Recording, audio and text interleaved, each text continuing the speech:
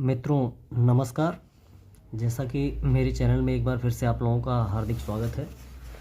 आज हम आपके लिए एक वीडियो लेके आए हैं हिंदी से रिलेटेड, जो कि बहुत महत्वपूर्ण होने वाला है आपके लेखपाल एग्ज़ाम के लिए, सेक्रेटरी एग्ज़ाम के लिए, और जितने भी स्टेट लेवल के एग्ज़ाम हैं और जिसमें हिंदी पूछा जाता है। तो उसमें से हम आज का जो टॉपिक रहेगा वो रहेगा शब्द के ऊपर। ठीक है, तो जैसा कि आप एक पेन और पेपर लेके बैठ जाइए और नोट डाउन करते रहिएगा। मैं अच्छे से एक्सप्लेन करूँगा, बस आप देखते जाइए और उसको नोट डाउन करिए। जैसे होता है कि व्युत्पत्ति, बनावट या रचना के आधार पर शब्द के कितने भेद होते हैं। एग्ज़ाम में पूछते हैं, ऑप्शनल एग्ज़ाम में पूछते हैं कि शब्द के कितने भेद होते हैं, मतलब शब्द कितने टाइप के होते हैं। तो शब्द के जो हैं वो 3 भेद होते हैं।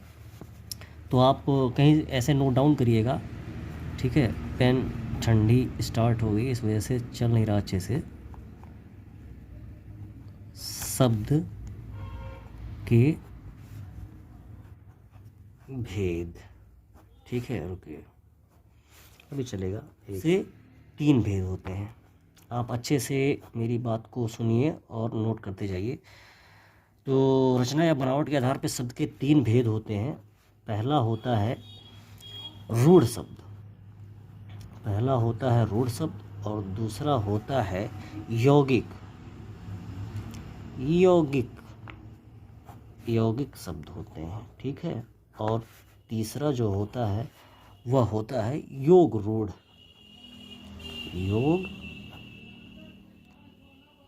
रूढ़ शब्द।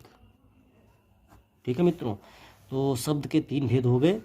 रूढ़ शब्द होता है, यौगिक शब्द होता है और योग रूढ़ होता है।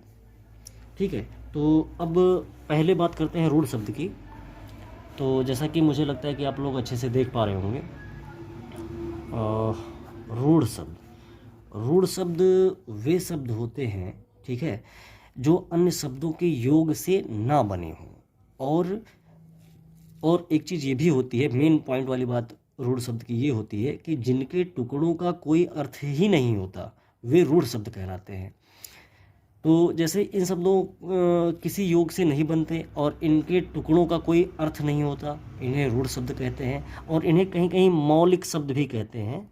जैसे दे दिया मौलिक शब्द, इसका मतलब होता है कि ये रूढ़ शब्द की ही बात हो रही है। ठीक है, तो इसका दूसरा नाम मौलिक शब्द भी बोलते हैं। तो अब इन्हें एग्जाम्पल रूम पे देखा जाए। और एक चीज़ और बोलते हैं, आप लोगों को बता दें, अयौगिक शब्द। अयौगिक शब्द भी कहते हैं इनको। ठीक है, अब एग्जाम्पल अगर देखा जाए इनका, तो जैसे हो गया, मान लीजिए हो गया कल एक शब्द है। ये दोनों 2 शब्द है, का और ला। अगर इनका आप अलग अलग खंडन करेंगे तो क और ला उसका कोई मतलब नहीं निकलेगा। तो ये हो गया, कल हो गया, रात हो गया, ये सब जो है रूढ़ शब्द हैं। पर हो गया, प अलग कर दीजिए, रा अलग कर दीजिए, देखिए कोई मतलब निकलेगा, कुछ नहीं। पर हो गया, घर हो गया, दिन हो गया। ऐसे कई सारे शब्द हैं जिनको हम बोलते हैं रूढ़ शब्द। ठीक है, अब आगे बढ़ते हैं यौगिक शब्द के ऊपर। यौगिक शब्द, आप पेन और पेपर से ऐसे शॉर्ट नोट बना लीजिए। आपको एग्ज़ाम टाइम में बहुत कम टाइम लगेगा इस चीज़ को जो है तैयार करने में। ठीक है दोस्तों, तो आप बने रहिए। और ठीक है, तो अब हम बात करते हैं, विजिबिलिटी थोड़ा सा ठीक कर दें। हाँ, अब आपको दिख रहा होगा।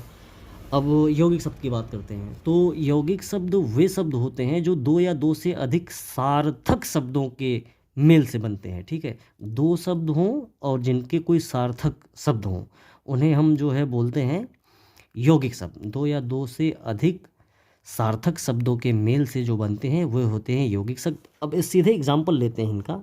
आपने बात तो सुनी ली है, उसको नोट डाउन कर लीजिएगा। 2 या 2 से अधिक सार्थक शब्दों से। ठीक है, चलिए लिख दे रहा हूँ, 2 या 2 से अधिक सार्थक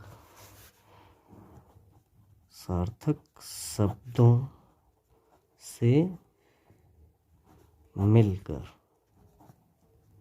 बनते हैं यौगिक शब्द। ठीक, अब एग्जाम्पल इनका अगर देखा जाए तो जैसे हो गया देवालय,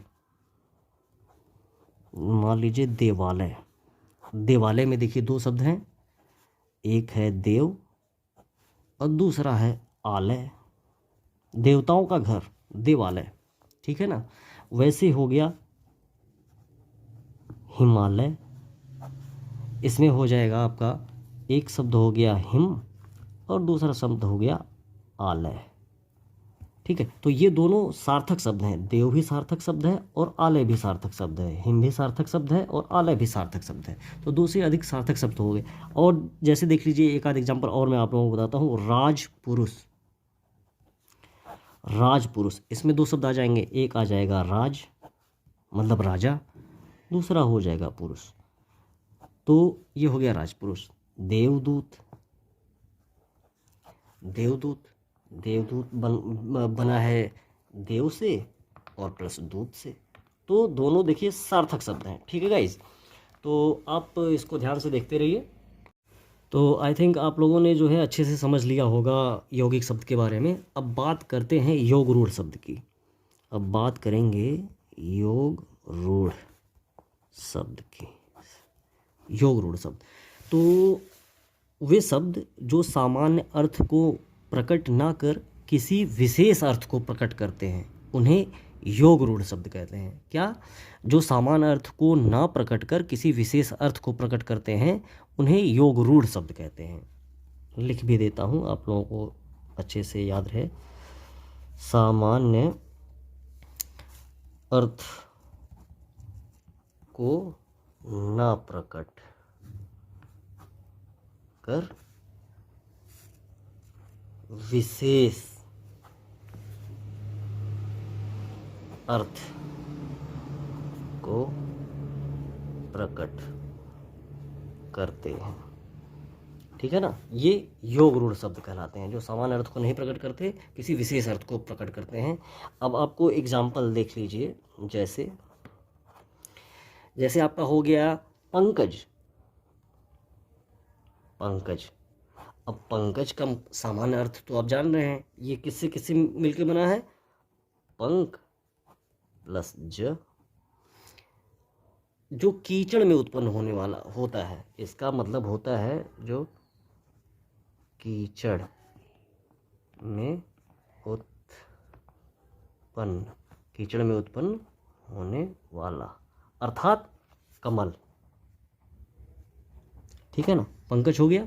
तो ये देखिए सामान्य अर्थ एक विशेष अर्थ को प्रकट कर रहा है। दशानन, ऐसे हो गया दशानन।